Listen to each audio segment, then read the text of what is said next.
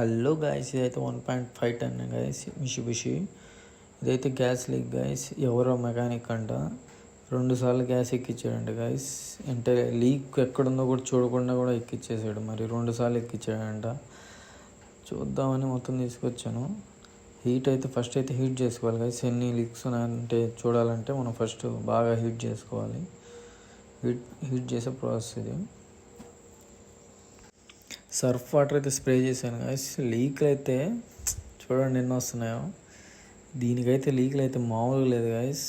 చూడండి ఒక్కటి బయట పడుతుంది. ఒకటి పడుతుంటే ఒకటి వస్తూ ఉంది. చూడండి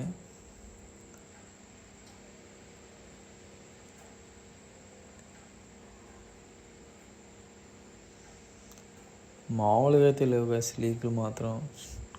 నాకే ఆశ్చర్యం అనిపించింది. చాలా అంటే చాలా ఉన్నాయి. నాకు తెలిసి ఈ కాయిల్ వేస్ట్, ఇంకా పని చేయదు.